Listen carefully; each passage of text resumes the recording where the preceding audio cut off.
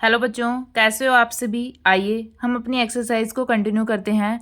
Exercise 9.1 question number 6। Statement क्या given है बच्चा हमारे पास। A 1.5 metre tall boy is standing at a some distance 30 metre from tall building. हमारे पास ये कोई भी बिल्डिंग है।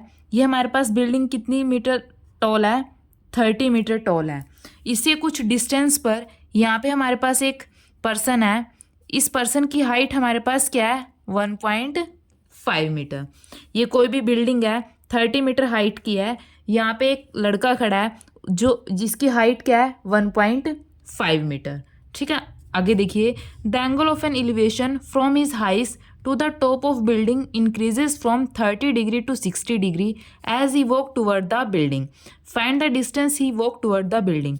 जैसे जैसे ये लड़का बिल्डिंग की तरफ बढ़ता है तो जो इसका एंगल ऑफ एलिवेशन है वो 30 डिग्री से 60 डिग्री चेंज हो जाता है। देखिए, सबसे पहले ये यहाँ पे इसकी आइज़ है, तो इसकी आइज़ जो ऊपर टावर की तरफ देखेंगी उसको हम बोलते हैं एंगल ऑफ एलिवेशन। अब देखिए, जो हॉरिजॉन्टल लाइन है हम ये नहीं मानेंगे। इसकी आइज़ यहाँ पे है तो यहाँ से सीधा देख रहा है तो हॉरिजॉन्टल लाइन हमारे पास क्या हो जाएगी? इसकी आइज़ के स्ट्रेट, बिल्कुल हॉरिजॉन्टल लाइन। ये एंगल ऑफ एलिवेशन हमारे पास क्या था? 30 डिग्री। जैसे जैसे अब ये आगे बढ़ता जाएगा, जैसे अब हमारे पास ये यहाँ पे आ गया है लड़का, तो इसका जो एंगल ऑफ एलिवेशन है वो कितना चेंज हो गया? 60 डिग्री। ठीक है, एक बारी दोबारा देखिए। ये कोई भी 30 मीटर टॉल बिल्डिंग है। यहाँ पे एक लड़का खड़ा है 1.5 मीटर हाइट का। ये इस बिल्डिंग के टॉप के ऊपर देखता है तो एंगल ऑफ एलिवेशन हमारे पास क्या है? 30 डिग्री।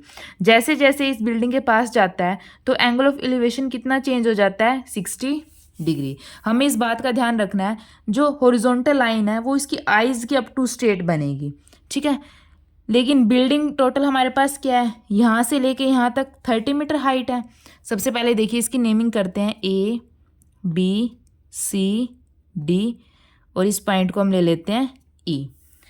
बिल्डिंग की हाइट कितनी है? A हमारे पास क्या है? 30 मीटर। लेकिन हमें चाहिए क्या है? A B, क्योंकि ये इसकी आइज़ के साथ हॉरिजॉन्टल है। A B चाहिए, तो हम A B कैसे निकालेंगे? A में से अगर हम B को माइनस कर दें तो हम A B निकाल सकते हैं। और B हमारे पास क्या है? 1.5, कि वो लड़का कितना मीटर टॉल है। देखिए, फर्स्टली नाउ हमें क्या चाहिए है? ए बी हमारे पास कैसे निकलेगी? ए माइनस बी ई, ए माइनस बी ई। अगर हम ए में से बी माइनस कर देंगे तो हमारे पास ए बी निकल जाएगी। टोटल हमारे पास ए ई हमारे पास क्या है? 30 माइनस बी हमारे पास क्या है? 1 ये इतनी यहाँ से लेके यहाँ तक हमारे पास कितनी लेंथ है? 1.5 मीटर माइनस 1.5। तो ए बी की वैल्यू हमारे पास क्या आ जाएगी? 30 माइनस 1.5 कितना हो जाएगा? 28.5 मीटर। तो यहाँ से लेके और हमारे पास यहाँ तक ये लेंथ हमारे पास कितनी हो जाएगी? 28.5 मीटर। ठीक है, अब देखिए हमें क्या फाइंड आउट करना है कि जो ये बॉय है कितना डिस्टेंस इस बिल्डिंग की तरफ गया। कितना डिस्टेंस गया है? पहले ये डी पॉइंट पर था, फिर ये सी पॉइंट पर चला गया। टोटल इसने कितना डिस्टेंस ट्रेवल किया है? डीसी। हमें डीसी फाइंड आउट करना है। तो अब हम डीसी कैसे निकाल सकते हैं? अगर टोटल बीडी में से अगर हम बीसी को माइनस कर देंगे तो हम सीडी निकाल सकते हैं।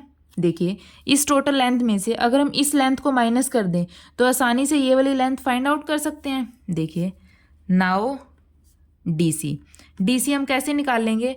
टोटल बीडी में से बीसी को सब्ट्रैक्ट कर देंगे, बीडी माइनस बीसी। हमें यही फाइंड आउट करनी है कि जो बॉय है कितने डिस्टेंस बिल्डिंग की तरफ गया है। ठीक है, अब देखिए सबसे पहले हमें क्या चाहिए? बीडी में से बीसी सब्ट्रैक्ट करना है। अब देखिए बीडी ये पूरी है तो हम इस पूरे ट्रायंगल को लेंगे। कौन सा triangle? A B D. In triangle A B D. अब देखिए ये हमारे पास क्या है? थीटा के सामने वाला परपेंडिकुलर, और जिस हॉरिजॉन्टल लाइन के साथ एंगल ऑफ एलिवेशन बनता है ये हमारे पास क्या हो जाएगी? बेस। अब देखिए परपेंडिकुलर और बेस में क्या रिलेशन होता है? टेंजेंट थीटा में परपेंडिकुलर अपॉन बेस, तो टेंजेंट थीटा हमारे पास क्या हो जाएगा? Perpendicular upon base. थीटा हमारे पास क्या है?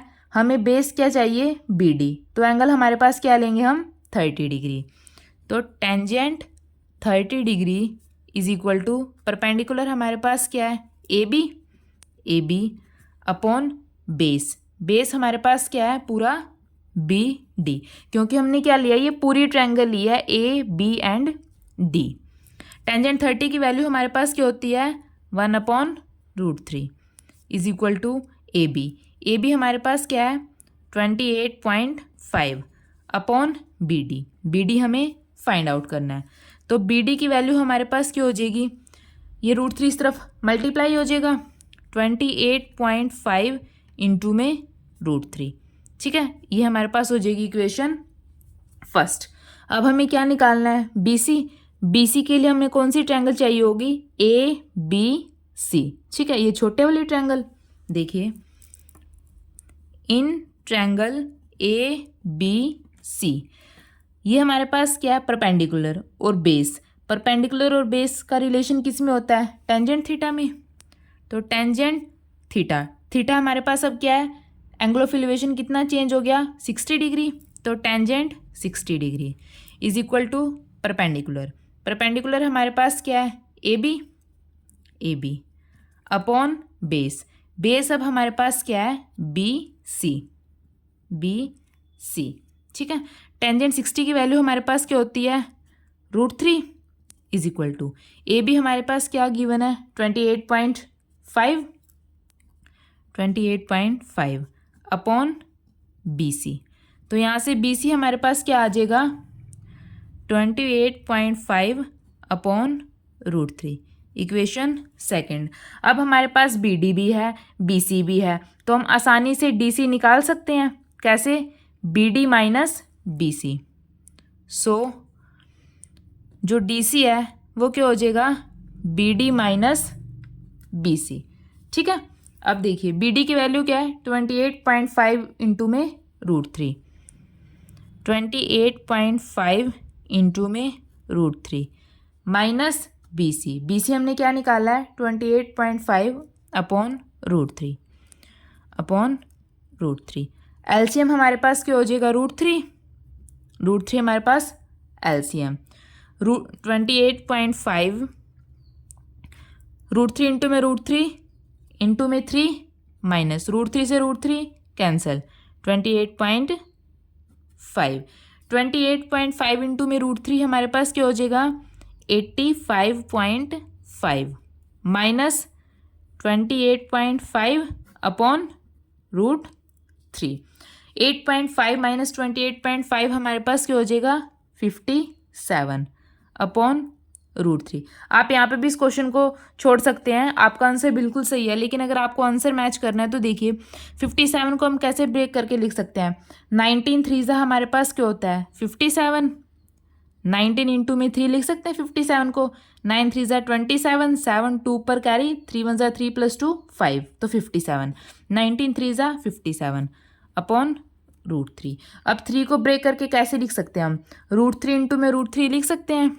19 इंटू में √3 इंटू में √3 अपॉन √3।